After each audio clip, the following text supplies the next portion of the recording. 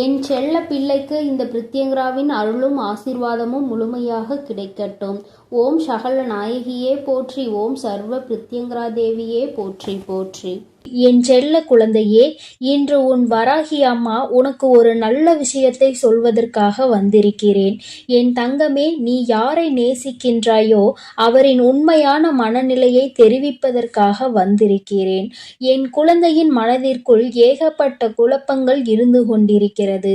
நாம் யாரை நேசிக்கிறோம், அவரிடத்தில் இருந்து சரியான பதில் கிடைக்காமல் இருப்பது என் குழந்தையின் மனதிற்கு மிக பெரிய வேதனையை கொடுத்து கொண்டிருக்கிறது. என் தங்கமே, நீ நேசிப்பவரின் மனதில் என்ன இருக்கிறது என்பதை நீ புரிந்து கொண்டால் நிச்சயமாக உனக்கான மனத்தெளிவு கிடைத்துவிடும் அல்லவா? இன்றைய நாளை என் குழந்தை நல்லபடியாக கடந்து வந்து விடுவாய் அல்லவா? என் பிள்ளையின் மனதிற்கு சந்தோஷத்தை கொடுத்தால் நீ நிச்சயமாக உனக்கான செயல்களை எல்லாம் நல்லபடியாக செய்ய தொடங்கி விடுவாய் என்ற நம்பிக்கையில்தான் உன் தாய் இப்பொழுது வந்திருக்கிறேன். ஒரு மூலையில் ஒரு விஷயத்தை பற்றி மட்டுமே நினைத்து முடங்கி கிடக்கின்ற என்னுடைய பிள்ளை இனிமேல் அப்படி இருக்கக்கூடாது என்பதற்காகத்தான் அம்மா உன்னிடத்தில் இதனை தெரிவிக்க வந்திருக்கிறேன். என் தங்கமே, உன் மனதில் இருக்கின்ற எண்ணங்கள் நீ யாரை நேசிக்கின்றாயோ அவரை பற்றி உன்னிடமே சுற்றி சுற்றி வந்து கொண்டிருக்கிறது. ஒரு நிமிடம் உன்னிடத்தில் பேசவில்லை என்றால் கூட உன் மனது அதிகமாக வேதனைப்படும். ஆனால் இப்பொழுதெல்லாம் பல நாட்களாக பேசாமல் இருந்து கொண்டிருப்பது உனக்கு மேலும் மேலும் பல வேதனைகளை இப்பொழுது கொடுத்து கொண்டே இருக்கிறது. அதிகாலை எழுந்தவுடனே அதே நினைப்பில் இருந்து கொண்டிருக்கிறாய். எப்பொழுது பேசுவார்கள் என்ற எண்ணம் மட்டுமே உனக்குள் இருந்து கொண்டிருக்கிறது. நமக்கு மட்டும் ஏன் இப்படியெல்லாம் நடக்கிறது? நாம் மட்டும் ஏன் இப்படி சந்தோஷமே இல்லாமல் இருந்து கொண்டிருக்கிறோம் என என் குழந்தை மனதில் ஏற்பட்ட பல காயங்களுக்கு நிச்சயமாக இன்று உன் வராகி அம்மாவின் பதில் உனக்கு நல்ல தீர்வு கிடைக்கப் போகிறது என்ற நம்பிக்கையில்தான் உன்னை காண நான் வந்திருக்கிறேன். என் தங்கமே, உனக்கு யார் அதிகமாக பிடிக்கின்றதோ அவர்களின் மனதில் என்ன இருக்கிறது என்பதை நான் உனக்கு தெளிவாக சொல்கிறேன். என் பிள்ளையே, நீ அதனை தெளிவாக உன்னுடைய மனதிற்குள் பதிய வைத்துக்கொள். என் குழந்தையே, அவர் மனதளவில் சில மாற்றங்களை கொண்டிருக்கிறார்.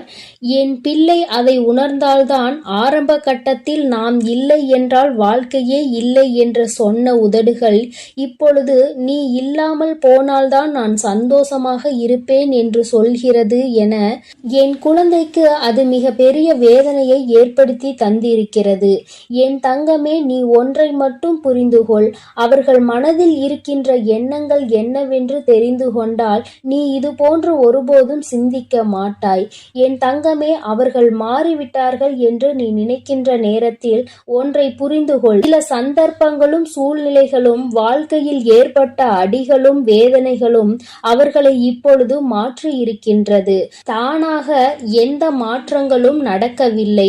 மாறியிருக்கின்றார்கள் என்று நீ சொல்வது உண்மைதான். அதை ஒருபோதும் உன் அம்மா நான் ஏற்க மறுக்கவில்லை. ஆனால் அவர்கள் பட்ட காயங்களும் வேதனைகளும் அத்தனை அதிகமாக இருக்கும் பொழுது யாராக இருந்தாலும் மாற்றங்கள் வரத்தான் செய்யும். அந்த மாற்றங்களை எதிர்கொள்ள நாம் தான் பழகிக்கொள்ள வேண்டும். என் தங்கமே, இந்த மாற்றங்கள் உனக்கு ஏற்றுக்கொள்ள முடியாததாக இருந்தாலும் இந்த மாற்றத்தினால் உனக்கு எந்த பாதிப்பும் இல்லை. உன்னுடைய அன்புக்கு எந்த பாதிப்பும் அங்கே நடக்கவில்லை. அவர் மனதில் உன் மீது ஆரம்பத்தில் இருந்த அன்பு அப்படியேதான் இருக்கிறது. ஆனால் அதை வெளிப்படுத்துகின்ற விதம்தான் வாழ்க்கையில் ஏற்பட்ட சில கஷ்டமான சூழ்நிலையின் காரணமாக மாற்றங்களை கொண்டு வந்திருக்கிறது.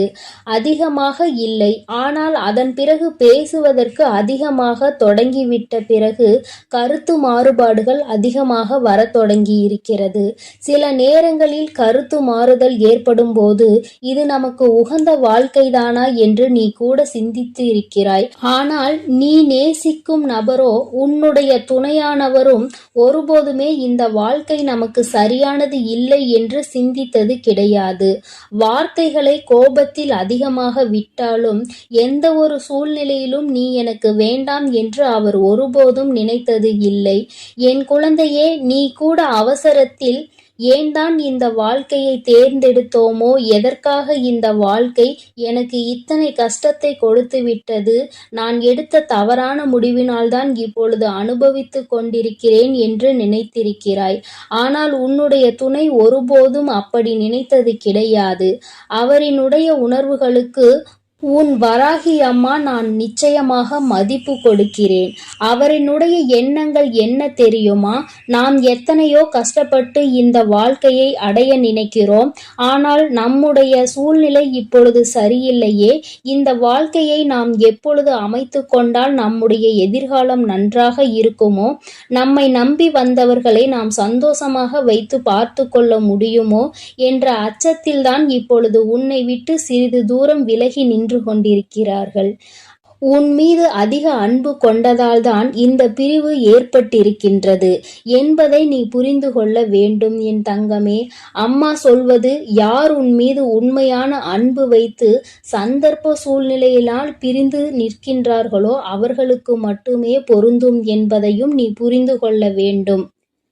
என்றோ உன்னை வாழ்க்கையில் இருந்து விரட்டி அடிக்க வேண்டும் என்று நினைத்து விலகி நிற்பவர்களுக்கு இது பொருந்தாது என்பதையும் நாம் புரிந்து கொள்ள வேண்டும். என் தங்கமே, உனக்கு நல்ல வாழ்க்கையை கொடுப்பேன் என்று வாக்குறுதியை கொடுத்திருக்கின்றார்கள். ஆனால் அதை காப்பாற்ற முடியாத சூழ்நிலை ஏற்பட்டு விடுமோ, வாழ்க்கை நமக்கு மேலும் மேலும் கஷ்டத்தை கொடுக்கின்றதே என்ற பயத்தில்தான் இப்பொழுது உன்னை விட்டு ஒதுங்கி நின்று கொண்டிருக்கிறார்களே தவிர அவர்களினுடைய அன்பில் எந்த ஒரு மாற்றமும் இல்லை. என் குழந்தையே, நிச்சயமாக தன்னுடைய வாழ்க்கையில் உனக்கான இடத்தை அப்படியேதான் அவர்கள் வைத்திருக்கிறார்கள். உன்னிடத்தில் அதிகமாக பேச வேண்டும் என்று நிறைய விஷயங்களையும் தன் வாழ்க்கையில் நடக்கின்ற கஷ்டங்களையும் சேர்த்து வைத்து கொண்டு இருக்கிறார்கள். எப்பொழுது உன்னிடம் பேசக்கூடிய சூழ்நிலை வரும் என்று எதிர்பார்த்து காத்து கொண்டிருக்கின்றார்கள். அவர்களுக்கான நேரத்தை எதிர்நோக்கி நின்று கொண்டிருக்கிறார்கள். நம் வாழ்க்கை ஒரு நல்ல நிலையை அடைய வேண்டும், நம்மை நம்பி வந்தவர்களை ஒருபோதும் கைவிட மாட்டோம் என்கின்ற ஒரு நம்பிக்கையை கொடுத்த பிறகுதானே இந்த வாழ்க்கையை அமைத்து கொள்ள முடியும் என்று அவர்கள் நினைத்து கொண்டிருக்கிறார்கள் என் தங்கமே. இது ஒன்றுதான் இத்தனை பிரச்சனைகளுக்கும் காரணமே தவிர வேறு எந்த ஒரு விஷயங்களும் கிடையாது.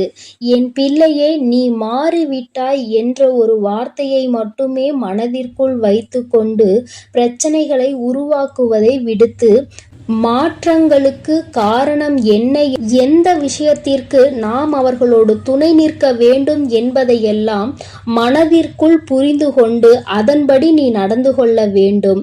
வாழ்க்கை துணை என்பது நீ நேசிப்பவர் என்பதும் உன்னுள் பாதி என்பதையும் முதலில் புரிந்து கொண்டு அவர்களின் உணர்வுகளுக்கு முழுமையான மதிப்பு கொடுத்து எந்த ஒரு கஷ்டத்திலும் அவர்களோடு துணை நின்று நீ அவர்களின் பிரச்சனைகளை பகிர்ந்து கொள்ள வேண்டும்.